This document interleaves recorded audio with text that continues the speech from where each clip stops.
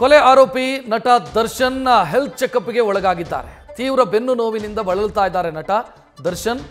ಬೆನ್ನು ನೋವಿನಿಂದ ನಡೆಯೋದಕ್ಕೂ ಕೂಡ ಕಷ್ಟಪಡ್ತಿದ್ದಾರೆ ದರ್ಶನ್. ಸಂಕ್ರಾಂತಿಯ ಬಳಿಕ ದರ್ಶನ್ಗೆ ಸರ್ಜರಿ ಅಂತ ವೈದ್ಯರು ಮಾಹಿತಿಯನ್ನು ಕೊಟ್ಟಿದ್ರು. ಸರ್ಜರಿ ಬಗ್ಗೆ ಮಾಹಿತಿಯನ್ನು ಮತ್ತೆ ವೈದ್ಯ ಅಜಯ್ ಹೆಗ್ಡೆ ಕೊಟ್ಟಿದ್ದಾರೆ. ದರ್ಶನ್ ಅವರನ್ನ ಎಕ್ಸ್ರೇ ಮತ್ತು ಸ್ಕ್ಯಾನಿಂಗ್ ಮಾಡಿಸಲಾಗಿದೆ. ಅನಿವಾರ್ಯ ಆದರೆ ಮತ್ತೊಮ್ಮೆ ಕೋರ್ಟ್ ಮೊರೆ ಹೋಗಲಾಗುತ್ತೆ. 4 ದಿನ ಮಾತ್ರ ಅವರಿಗೆ ಮೈಸೂರಲ್ಲಿ ಇರೋದಕ್ಕೆ ಅನುಮತಿಯನ್ನು ಕೋರ್ಟ್ ಕೊಟ್ಟಿತ್ತು. ಬಟ್ ಎಕ್ಸ್ಟೆಂಡ್ ಮಾಡಬೇಕಾದಂಥ ಅನಿವಾರ್ಯತೆ ಇದೆ ಅನ್ನೋ ಮಾಹಿತಿ ಸಿಗ್ತಾ ಇದೆ. ಯಾಕಂತಂದ್ರೆ ಅವರ ಆರೋಗ್ಯ ಪರಿಸ್ಥಿತಿ ಬಿಗಡಾಯಿಸಿದ ರೀತಿಯಲ್ಲಿದೆ. ನಡೆಯೋದಕ್ಕೂ ಕೂಡ ಕಷ್ಟಪಡುವಂಥ ಸ್ಥಿತಿಯಲ್ಲಿ ದರ್ಶನ್ ಇದ್ದಾರೆ. ಅವರ ವೈದ್ಯರು ಕೊಟ್ಟಿರುವಂಥ ಮಾಹಿತಿಯ ಪ್ರಕಾರ ಅವರನ್ನ ಅನಿವಾರ್ಯ ಪರಿಸ್ಥಿತಿ ಬಂದರೆ ಆಪರೇಷನ್ ಮಾಡಬೇಕಾದಂಥ ಅಗತ್ಯ ಇದೆ ಅಂತ ಅವರ ವೈದ್ಯರು ಡಾಕ್ಟರ್ ಅಜಯ್ ಹೆಗ್ಡೆ ಮಾಹಿತಿ ಕೊಟ್ಟಿದ್ದಾರೆ.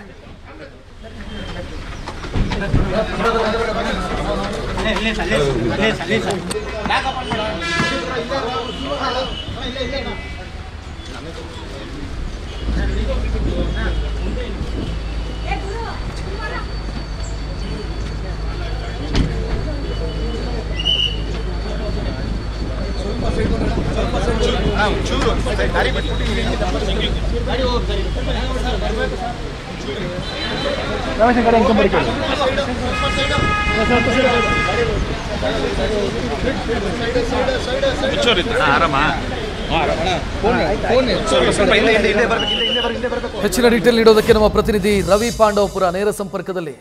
ರವಿ, ಈಗ ಆಸ್ಪತ್ರೆಯಿಂದ ಏನು ಮಾಹಿತಿ ಸಿಕ್ಕಿದೆ? ಇನ್ನೊಂದಿಷ್ಟು ದಿನ ಮೈಸೂರಲ್ಲೇ ಉಳಿಬೇಕಾದಂಥ ಅನಿವಾರ್ಯತೆ ಇದೆಯಾ?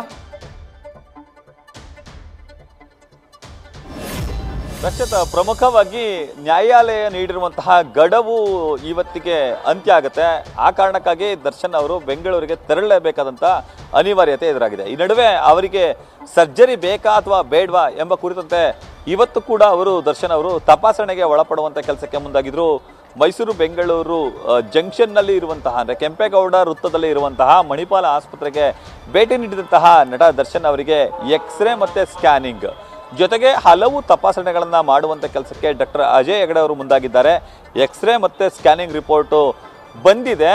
ಆದರೆ ಇನ್ನುಳಿದಂತಹ ಬೇರೆ ಬೇರೆ ತಪಾಸಣೆ ಮಾಡಿರುವಂತಹ ವರದಿಗಳು ಸಂಜೆ ಬರ್ತವೆ.